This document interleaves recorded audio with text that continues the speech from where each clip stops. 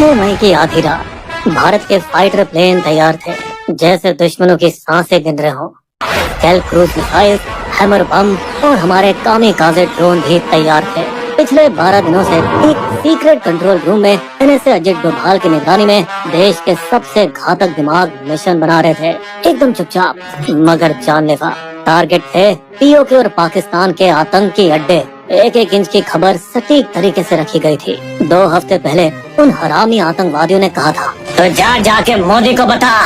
लेकिन अब प्रधानमंत्री का जवाब साफ था, देश की बेटियों के संदूर की कीमत तुम्हें चुकानी होगी पाकिस्तान। एक मिशन उन भारतीय महिलाओं के बदले और न्याय के लिए, जिनके पहलगाम आतंकवादी हमले में सुहाग उतर गए। ऑपरेशन सिंदूर, वायुसेना, नौसेना और थल सेना का ऐसा जोड़ जो दुश्मन को उसके सपने में भी दिखे और उसकी नींद उड़ा दे।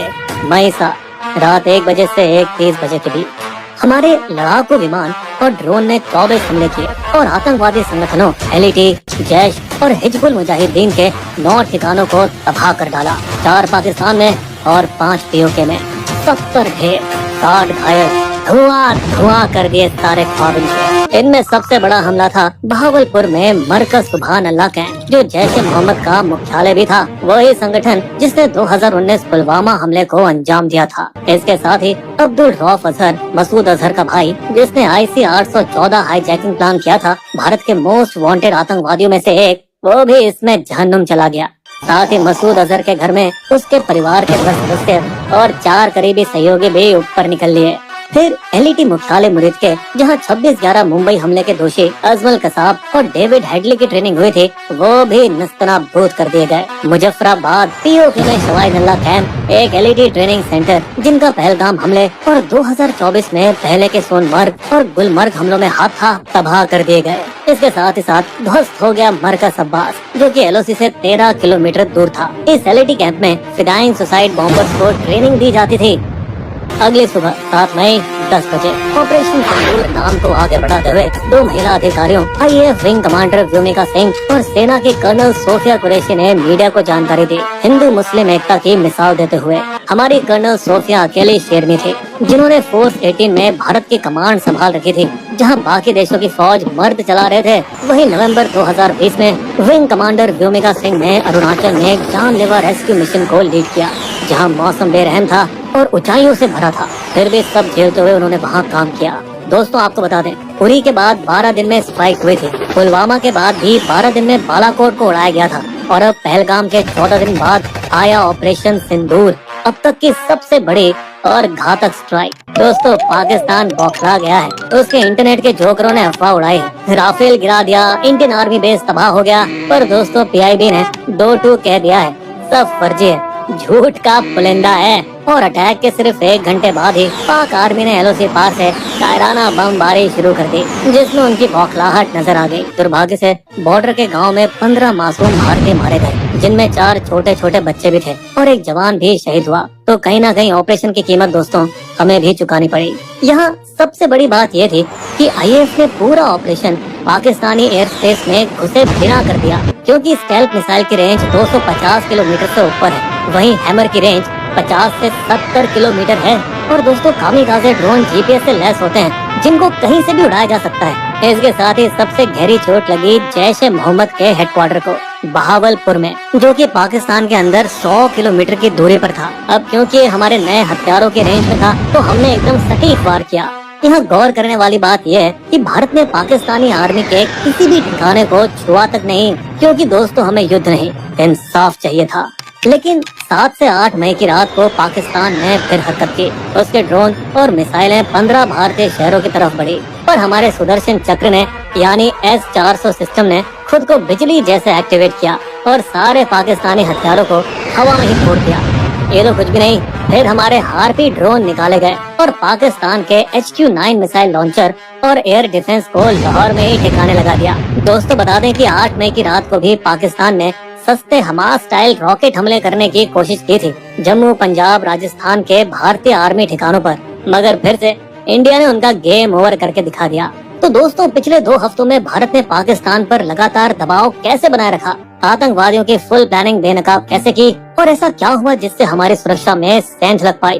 भारत ने आखिर ऐसे क्या ठोस कदम उठाए और कैसे पहलगाम दोषियों को उनके छिपे हुए बिलों से निकाल निकाल कर भगाया गया। दोस्तों, हमारा पहलगाम पार्ट 2 इन्हीं सवालों का जवाब देगा। तो पहलगाम हमले के कुछ घंटे बाद ही मामला बिगड़ने लगा और आईएएफ ने राफेल जेट के साथ आक्रमण की तैयारियां शुरू कर दी। वहीं नौसेना के आईएनएस सूरत ने एक सफल सरफेस टू एयर मिसाइल का टेस्ट किया। इस सब की वजह से बॉर्डर के उस पार पाकिस्तान के पसीने छूटने लगे थे और उन्होंने पूरी फौज को अलर्ट कर अरेबियन सी में अपने मिसाइल टेस्ट किए और भारतीय विमानों को ट्रैक करना शुरू किया। दोस्तों, पाकिस्तान का एलओसी के पार बेवजह अटैक करना और उस पर हमारी फौज का धुआंधार जवाब हमले के दिन से ही जारी है। लेकिन यहाँ सबसे बड़ा ब्रह्मास्त्र तो भारत ने निकाला इंडस वाटर ट्रीटी का पानी बंद करके, जिसकी वजह से लगभग 80% पाकिस्तान सूखा पड़ सकता है, खासकर पंजाब और सिंध जैसे इलाकों में जहाँ खेती इसी पानी पर टिकी है। और ये कोई छोटी बात नहीं है दोस्तों, क्योंकि 1960 की इंडस वाटर ट्रीटी आज तक कभी नहीं तोड़ी गई, न ही युद्ध के समय और न ही आतंकी हमलों के बाद। मिट्टी हटाने के बहाने भारत ने चिनाब नदी के बहाव को इस कदर रोक दिया कि पानी अब सिर्फ 1.5 फीट रह गया है, जिससे लोग अब पैदल नदी पार करने लगे हैं। इस मास्टर स्ट्रोक के चलते भारत ने झेलम और चिनाब नदियों पर 5 नए पावर प्रोजेक्ट्स को फास्ट ट्रैक पर डाल दिया है, जिन्हें पूरा होने में 3 से 5 साल लग सकते हैं। दोस्तों, आपको बता दें कि अब तक ये सब करने के लिए ट्रीटी के तहत पाकिस्तान की मंजूरी लेनी पड़ती थी, लेकिन इस बार कतई नहीं। इंडिया फिर से झेलम नदी पर बांध शुरू करना चाहता है ताकि पानी के फ्लो को कंट्रोल किया जा सके और वो पीओके या पाकिस्तान में अपनी मर्जी से बाढ़ या सूखा ला सके। बता दें कि भारत में रह रहे पाकिस्तानियों को वापस घर भेज दिया गया है और बाघा अटारी बॉर्डर भी सील कर दिया गया है। इतना सख्त रवैया अपनाया गया है कि एक सीआरपीएफ जवान को बर्खास्त तक कर दिया गया जब उसने एक पाकिस्तानी महिला से शादी की बात को छुपाया था। दिल्ली में पाकिस्तानी एम्बेसी में जो भी फौजी अफसर थे सबको वापस भेज दिया गया और भारत ने अपने 25 अफसर भी इस्लामाबाद वाली एम्बेसी से वापस बुला लिए। इस पर पाकिस्तान ने अपना एयर स्पेस बंद कर दिया और भारत ने भी यही कदम उठाया, मगर इससे भारतीय एयरलाइनों को हर महीने 300 करोड़ का एक्स्ट्रा खर्च आएगा, क्योंकि अब उसे पाकिस्तान के आसपास से अपनी उड़ानों को मोड़ना पड़ेगा। लेकिन 2019 में पुलवामा के बाद भी उन्होंने 700 करोड़ रुपए का नुकसान उठाया था, फिर भी उन्होंने राष्ट्रीय हित में ये नुकसान हंसकर झेला था। व्यापार को बंद करने के साथ ही भारत ने पाकिस्तान के साथ सभी इम्पोर्ट और एक्सपोर्ट पर रोक लगा दी है। और अब क्योंकि भारत पाकिस्तान को दवाइयाँ बनाने का 60% कच्चा माल और जरूरी केमिकल सप्लाई करता था, इसीलिए अब पाकिस्तानियों की वाट लगने वाली है, क्योंकि अब वहाँ दवाइयों की कीमत 10 गुना तक बढ़ जाएगी। इसके बदले में पाकिस्तान ने 1972 का शिमला समझौता होल्ड पर रख दिया है। वो समझौता ही इतना मजाकिया है जैसे पाकिस्तान का दावा है कि वो आतंकवाद को सपोर्ट नहीं करता। इस तरफ भारत लगातार अमेरिका, चीन, रूस, यहाँ तक कि सऊदी अरब और यूएई पर दबाव डालने की कोशिश कर रहा है ताकि वे पाकिस्तान को हथियार और पैसे देना बंद करें और उसे दुनिया के सामने एकदम अलग थलग कर दें। इन सब चीजों ने पाकिस्तान में इतनी खलबली मचा दी है कि हाफिज सईद के घर के बाहर सुरक्षा बढ़ा दी गई है और स्पेशल सर्विस ग्रुप के कमांडो को तैनात कर दिया गया है। दोस्तों, बता दें कि पीओके पहले ही कई दिनों से इमरजेंसी में था, जहां 1000 से ज्यादा मदरसे सावधानी के तौर पर बंद कर दिए गए थे। वहीं चकोटी जैसे गांव में, जो सीमा से सिर्फ 3 किलोमीटर दूर है, वहां माता पिता बच्चों को अंदर बंकरों में डालकर उन्हें मजबूत किया जा रहा था। और इन सब के बीच हमारी एनआईए ने पूरा जोर लगा रखा है अपनी डिजिटल जासूसी से आतंकियों के मुजफ्फराबाद और कराची के खुफिया अड्डे ट्रैक किए हैं और खुलासा किया है कि कैसे टीआरएस के मास्टरमाइंड कसूरी ने 2 लोकल कश्मीरी अनंतनाग से आदिल ठोकर जिन्हें लीडर बनाया और सोपोर के आसिफ शेख को उसका साथी। दोस्तों, इनकी कहानी कुछ इस तरह है कि 10 साल पहले ठोकर बस एक पार्ट टाइम स्कूल टीचर था, लेकिन जब उसने मारे गए आतंकियों के जनाजे में जाना शुरू किया तो ऐसे उसकी आंखों में जन्नत का सपना आने लगा। जिहाद में जुड़ जाओ। और बिना किसी को बताए ठोकर लीगल वीजा पे अटारी बॉर्डर क्रॉस करके पाकिस्तान चला गया और वहाँ जिहाद और हथियारों की ट्रेनिंग ली। आतंकी प्लानिंग की शुरुआत हुई थी एलईटी कमांडर फारूक अहमद और हाशिम मूसा के साथ, जो पाकिस्तान सेना के पूर्व कमांडो और हमले में भी शामिल थे। पहलगाम हमले के 8 महीने पहले अक्टूबर 2024 में ठोकर ने ही पाकिस्तानी आतंकी हाशिम मूसा और तलहा को लेटेस्ट हाईटेक हथियार के साथ एलओसी पार कराई गई। फिर उनको जम्मू के पूंछ रजौड़ी सेक्टर के मुश्किल रास्तों से कश्मीर में घुसाने में मदद कराई गई। मुगल रोड के घने जंगलों से वे जंगल के बहुत अंदर जाकर छिप गए। अपने झूठे नाम मूसा और यूनुस के जरिए वे चाइनीज ऐप पे बात करने लगे, ठीक वैसे ही जैसे पुलवामा हमले के दौरान किया गया था। दोस्तों बता दे, पुराने एंटीना वाले मोटे फोन नहीं थे, बल्कि थे लेटेस्ट चाइनीज सैटेलाइट स्मार्टफोन, और इनमें satellite texting, GPS calling, internet जैसे सारे फीचर्स थे जिन्हें ट्रैक करना बेहद ही मुश्किल था, जिनका इस्तेमाल किया गया हमले के दौरान अपने पाकिस्तान में बैठे कायर आकाओं के साथ जुड़े रहने के लिए, जैसे कि कोई कंट्रोल रूम ऑपरेशन चल रहा हो। ये कुछ वैसा ही था जैसे 26/11 मुंबई हमलों में हुआ था। दोस्तों बता दें कि सर्च ऑपरेशन के दौरान आदिल और आसिफ के घर से धमाके का सामान बरामद हुआ था, जिसके बाद उन गद्दारों के घर नष्ट कर दिए गए थे ताकि एक मिसाल कायम की जा सके और युवाओं को पाकिस्तानी आतंकवादियों से जुड़ने से रोका जा सके। इन सब के बावजूद दोस्तों हमने गलतियां तो की हैं, जिसको सरकार ने पार्टी बैठक में भी माना। हम इस हमले को रोक नहीं पाए, हमने गलती कर दी बिना सिक्योरिटी को बताए बेसरंग को इस साल जल्दी खोलकर।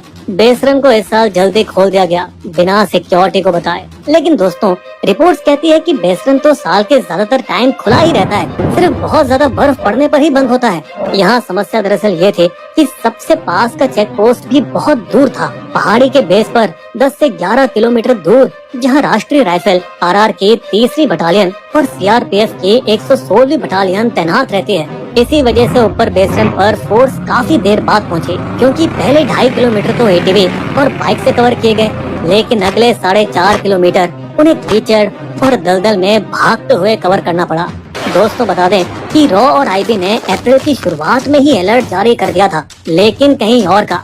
श्रीनगर और पहाड़ियों के पास संदिग्ध लोग देखे गए हैं, टूरिस्टों पर हमला हो सकता है, जिसके बाद सुरक्षा बलों ने तेजी से कार्रवाई की। कांचीगाम नेशनल पार्क और श्रीनगर के निशात बाग क्षेत्र में 2 हफ्तों के लिए गश्त बढ़ा दी गई। दोस्तों यहाँ सोचने वाली बात है कि क्या हमले की योजना 19 अप्रैल के लिए बनाई गई थी, जब हमारे प्रधानमंत्री कटरा से श्रीनगर की पहली ट्रेन शुरू करने के कार्यक्रम में गए थे, जिस योजना को आखिरकार खराब मौसम की वजह से रद्द कर दिया गया। और क्या यही वजह थी कि फिर आतंकवादियों ने अपना टारगेट बदलकर बेसरंग मैदान को बना लिया। वे 20 और 21 अप्रैल को आम कपड़ों में वहाँ रहकी करते रहे, जबकि सुरक्षा बल श्रीनगर में उनकी तलाश कर रहे थे। और दोस्तों बिना किसी सुराग के श्रीनगर में तलाश को उसी सुबह बंद कर दिया गया जिस सुबह पहलगांव में हमला हुआ था, जिसकी कोई जानकारी नहीं थी। दोस्तों बता दें 2016 के पठानकोट हमले के बाद 778 किलोमीटर एलओसी पर घुसपैठ रोकने के लिए हाईटेक सुरक्षा सिस्टम CIBMS लगाया गया था, जिससे बॉर्डर की निगरानी मजबूत हुई थी और आतंकियों के छुपे हुए ठिकानों का पता लगाने के लिए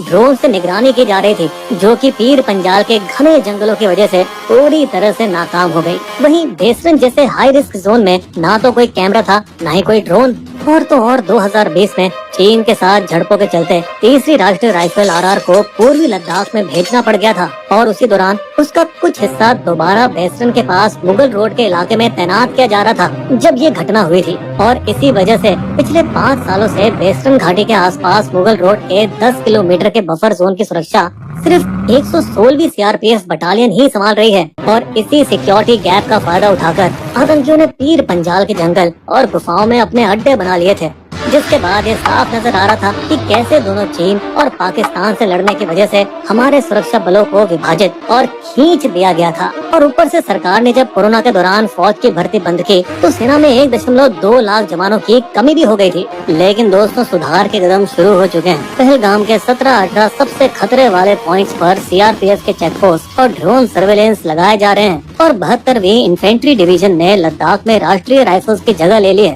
ताकि इसे पूरी तरह से जम्मू में फिर से तैनात किया जा सके, जो कि बढ़िया है, लेकिन थोड़ा लेट है। फिर भी पुराने जमाने की तरह जंगलों में लगातार गश्त और स्थानीय मुखबिरों का होना ही इसका समाधान है, क्योंकि सब कुछ शुरू हुआ एक छोटी सी चोरी से, जब पाकिस्तानी आतंकवादियों ने कुछ टूरिस्ट की लाशों से 2 मोबाइल चुरा लिए थे।